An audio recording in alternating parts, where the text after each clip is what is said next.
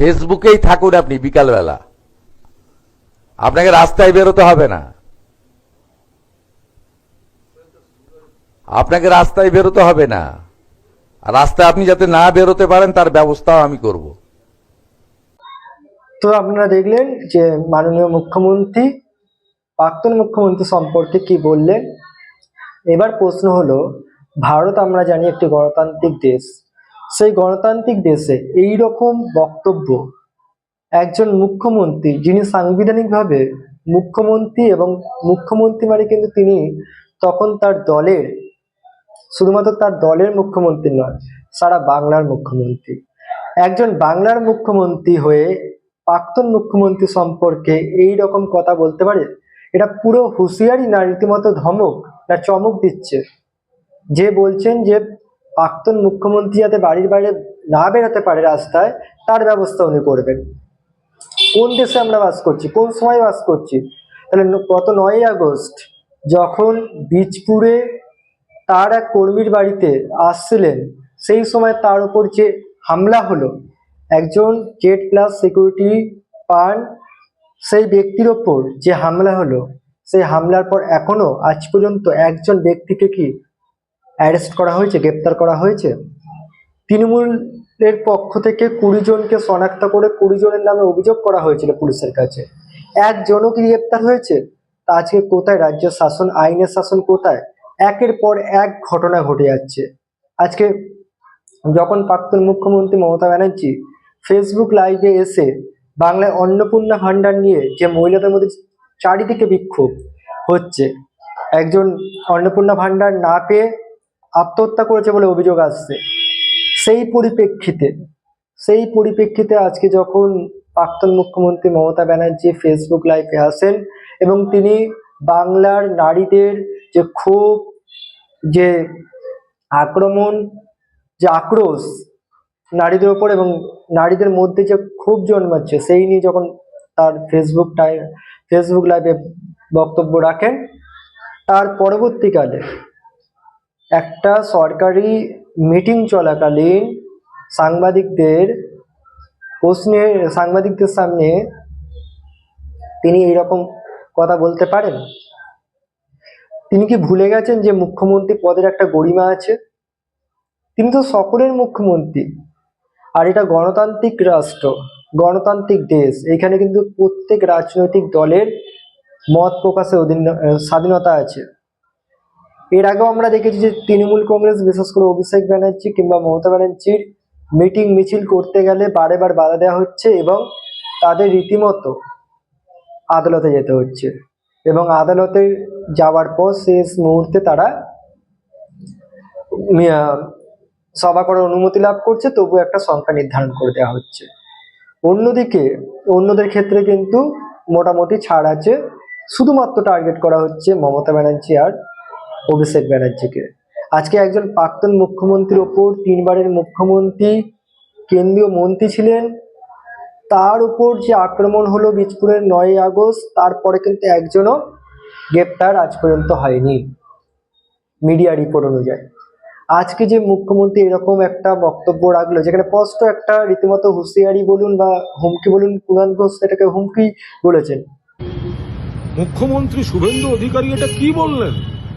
মাননীয় প্রাক্তন মুখ্যমন্ত্রী মমতা বন্দ্যোপাধ্যায়, আপনি যাতে বাড়ি থেকে না বেরোতে পারেন তার ব্যবস্থা করব, এ তো হুমকি, এ তো পুরোদস্তুর তাকে গৃহবন্দী রাখার চেষ্টা, গৃহবন্দী। তার মানে আপনারা মমতা বন্দ্যোপাধ্যায়কে এত ভয় পাচ্ছেন যে গৃহবন্দী রাখতে হচ্ছে। কোথায় আমরা বলছি যে মহিলাদের আরো স্বাধীনতা, মহিলারা নিরাপদে ঘুরবেন, সেটা আপনারা দিতে পাচ্ছেন না, ইনশিওর করতে পারছেন না। উল্টে মাননীয় প্রাক্তন মুখ্যমন্ত্রী, মহিলা মুখ্যমন্ত্রী, তাকে বলছেন বাড়ি থেকে যাতে বেরোতে না পারেন সেই ব্যবস্থা করবো। এটা কোন গণতন্ত্রের ভাষা?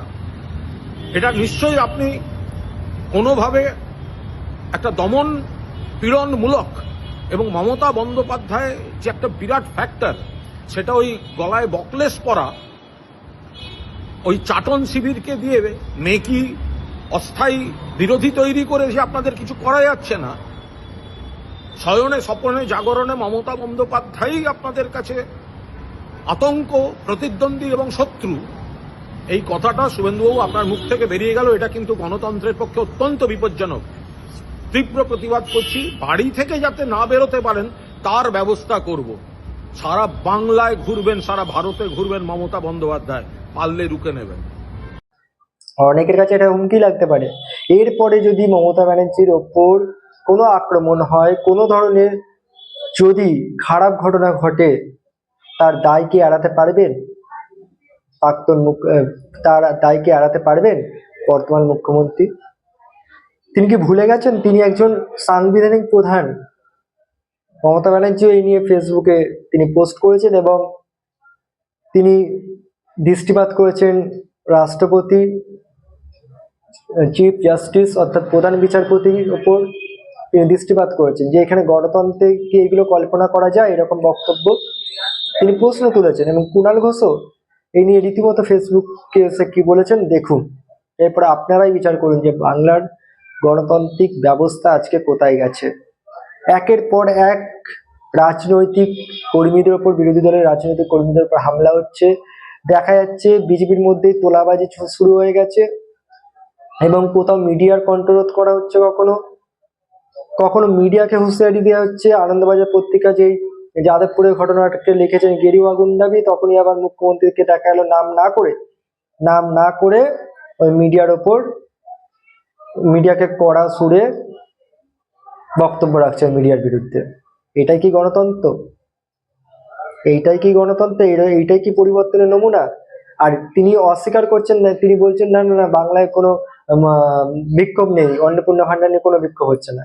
তাহলে এইগুলো চারিদিকে বিক্ষোভ হচ্ছে, চারিদিকে আপনাদের নেতারাই বলছে কোথাও 5% বাকি রয়েছে, 95% পাচ্ছে। এই বিক্ষোভটা আজকে হচ্ছে কেন? রীতিমতো রাস্তায় নেমে পড়ছে মা বোনেরা। আবার তিনি বলছেন যে রাস্তায় নেমে গিয়ে কান্নাকাটি করলেও আমাদের সরকারকে দমন করা, আমাদের সরকারের মাথা নত করবে না, কারণ তারা নাকি 2,92,00,000 ভোট পেয়েছে। আর বিরোধী দল তৃণমূল কংগ্রেসও 2,60,00,000 মানুষের ভোট পেয়েছে, সেটা ভুলে যাচ্ছেন কি করে? অনেক মানুষের নাম এখনো এসআইআর এর তালিকায় নেই, তারা বিচারাধীনে রয়েছেন এবং দেখা যাচ্ছে বিচারাধীন যখন হচ্ছে সম্পূর্ণ অনেকের নাম ঢুকে যাচ্ছে। কি করে এতটা ঔদ্ধত্য হতে পারে একজন মুখ্যমন্ত্রীর? তাহলে একজন প্রাক্তন মুখ্যমন্ত্রীর সম্পর্কে যদি এরকম বক্তব্য পেশ করেন একজন বর্তমান মুখ্যমন্ত্রী, তাহলে সাধারণ মানুষ কোথায় যাবে? বিভিন্ন হুমকি আসছে, বিভিন্ন জায়গায় দেখা যাচ্ছে। এবার থামুন। আপনি বলছেন যে ভাতার জন্য আমরা সরকারে আসেনি, আপনারা তো ভাতার প্রতিশ্রুতি দিয়েছিলেন, বলেছিলেন প্রত্যেক মহিলা অন্নপূর্ণা ভান্ডার পাবে, আপনাদের স্মৃতি ইরানি এসে বলেছেন কোনো বাছবিচার করা হবে না। তাহলে ভোটের পর অন্নপূর্ণা ভান্ডার নিয়ে প্রথমে বললেন যারা লক্ষ্মী ভান্ডার পাবে তারা প্রত্যেকে পাবে, তারপর একের পর এক ভাবে বিভিন্ন সময় শর্ত আরোপিত হলো, পরিবর্তন হলো বিভিন্নভাবে, এবং এরপরও সেই বিক্ষোভ থামার নাম নিচ্ছে না। সেইটা একজন রাজনৈতিক বিরোধী দলের রাজনীতি যেটা উচিত, সেই নিয়ে বক্তব্য যখন রাখছে, তাকে আপনি আবার হুঁশিয়ারি দিচ্ছেন যে আপনি বাড়িতে থাকুন, আপনাকে রাস্তায় যাতে না নামে, আপনি যেন রাস্তায় না নামতে পারেন তার ব্যবস্থা আমি করব। এটা কেমন বক্তব্য? বাংলার মানুষ এর বিচার করবে, বাংলা জুড়ে হচ্ছেটা কি। আজ এই পর্যন্তই।